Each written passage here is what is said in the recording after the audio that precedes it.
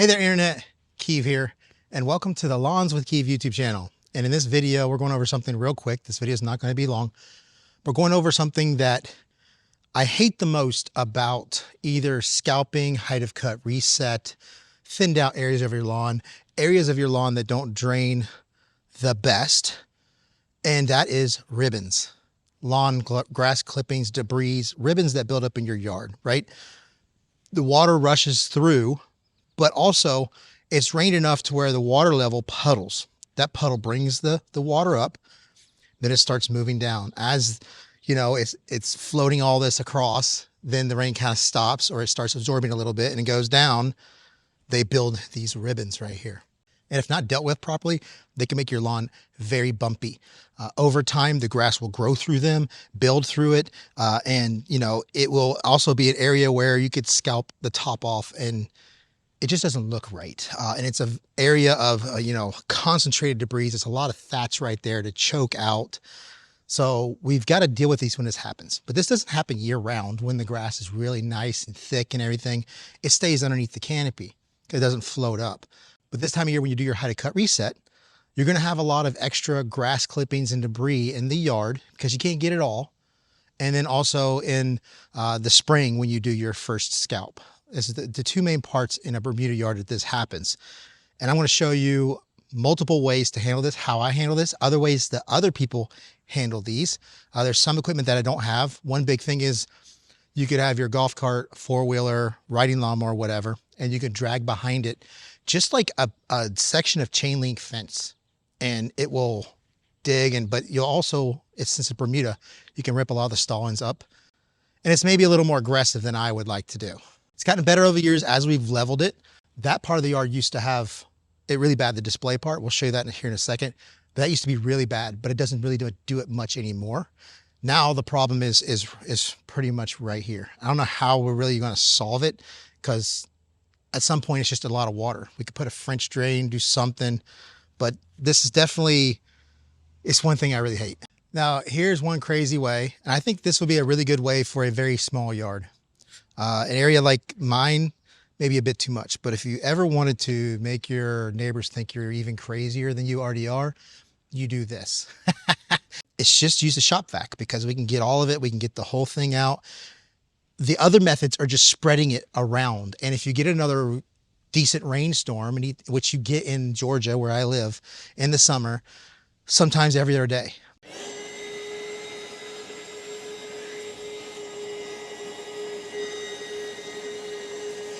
Another thing to do, I'm not going to demonstrate, is if you have a rotary mower that can cut pretty low, like with this grass. You probably won't see this if you have Bermuda and you cut your grass really tall, even if you scalp it, because, the grass is just so tall. But when you cut it at inch or less, you're going to get more of this kind of an issue. Some rotary mowers, when they're low enough to the ground, they create a lot of suction for the bagger, and it will pick up a lot of this, but it won't get it all.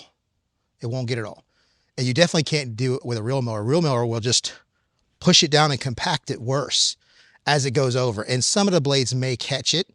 Some of the cyclone that's built up in there, the air movement may move it a little bit, but it's going to be worse. You're going to feel it bumping all the way across.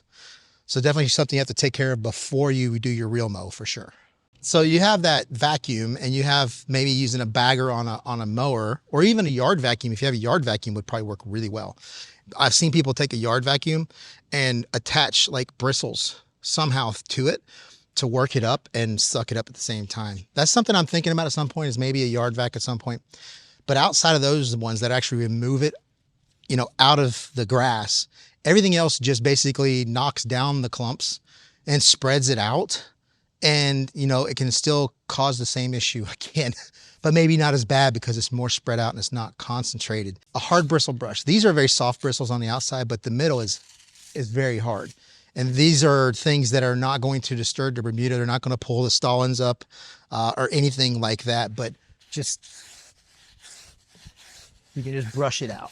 There's different methods, but just straight across, I prefer not this way. It works, but it doesn't knock down the mound as good as working in the same direction. Now, before I got my leveling rake, I did this method, is using the back of a metal rake. Plastic rakes can work The back of a metal rake, they move, they bend more, they have a little bit better of an edge to me. They're just flexible. And over the years, I've bent this thing to a point like this where it moves with me. So it flattens like I want, like this. This works, but it's a smaller area. But if you can get it flat, you're working a pretty good size area. So I just come across and like that. Now, one thing that this thing doesn't do as good as the brush is, it still leaves a little bit of a mound. So sometimes you have to go back over those areas and hit them like this to make sure that you got them knocked down. Or hit these first, knock them down, and then come back and do your... That's a great way to get out there and quickly get some small ones and some areas really fast. You can use the front of the rake to help break up, you know, like that, and then hit it. That works really well. That's the way I've done it. And then I'll come back with a blower and we'll just kind of distribute the clippings evenly out throughout the entire area. So if you let it dry out enough, you can come in with a blower and get the majority of it.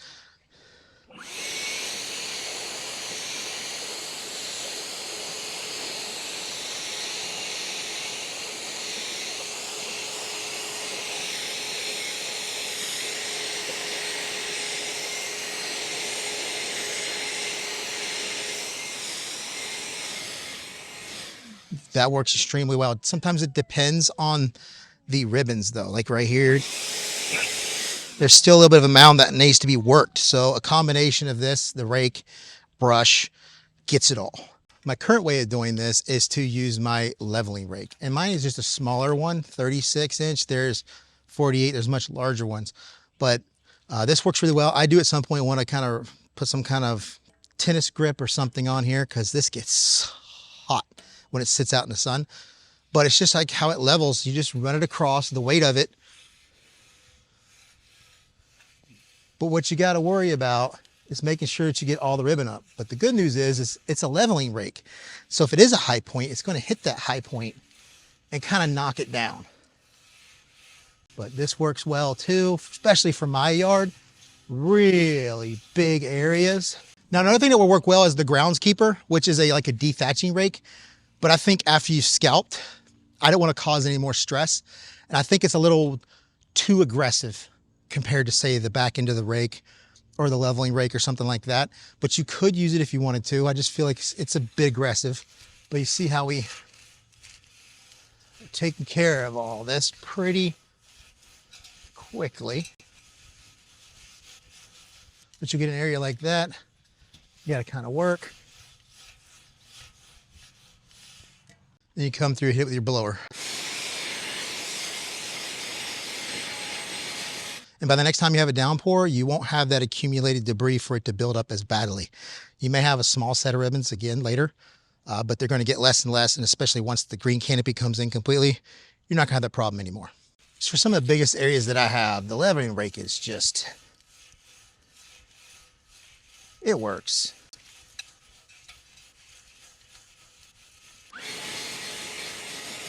So here's the display portion of the yard after the scalp, about 8 days after the scalp. I actually have a couple areas right here where the ground, for some reason, in a perfect circle is a little bit lower than the rest. Maybe like at some point a vehicle or maybe even a sand spreader did too big of a little dig out. It's just grass that's darker because it's a little bit less than the scalp size. But it's coming in really, really well. Now, an area like this, the vacuum I think works well because this right here is a very small area to spread this out on.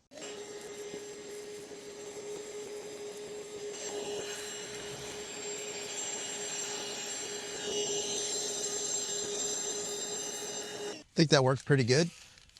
Little down level there, and you can see the areas where it's kind of lighter colored. This is where it's been sitting there. Anytime you put anything on top of a bermuda for a long enough period of time, it's going to start to yellow out.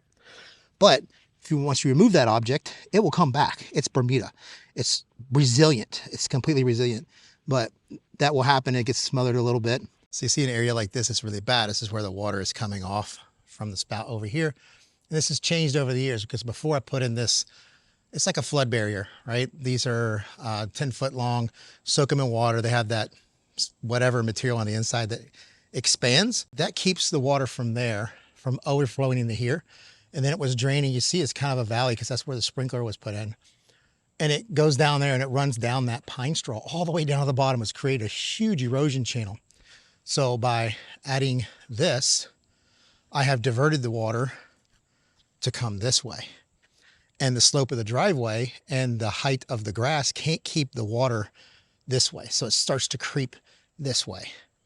And it flows and goes all the way down and just creates ripples all the way down to the bottom. But I would rather have this than it eroding away all of the pine straw edge and everything down that way. There's a little bit of sand movement here too that needs to be kind of evened out. So that's why the leveling rake works best too, because if you have any sand that gets moved, because it will get picked up by rushing water and it can build little mounds. So having the leveling rake, I think, is just the best overall. Just put it at a specific angle. It hits low. This area is a little bit wetter because I just washed a car over here. So probably should let this dry just a little bit more, but it will dry underneath. May have to come back and do a second lap.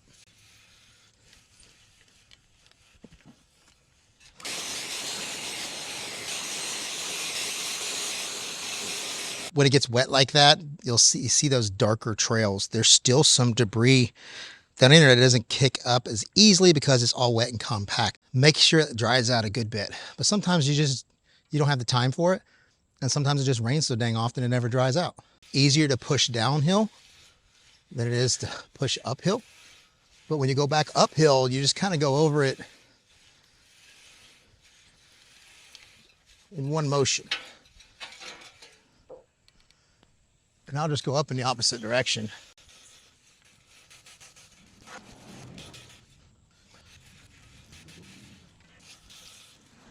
That's one of the reasons I really like the leveling rake, because it's so multi-dimensional, because you can level the sand with it. You can do this with it. If you're one of those people who's worried about fungus in the yard and you go out there in the early morning dew, you can use a really long rope or a hose to drag it across. But if you get one of these wide ones, you just push it across back and forth. And if you ever saw one of those guys on TikTok doing that, that is a known thing. They do that on golf courses at times. And it's just because in high humidity and all that extra water sitting on the grass leaf for extended periods of time can create an environment for disease and fungus. See this being drier? A lot easier. And on a slope like this, there's nothing you can really do about it. Water's going to rush.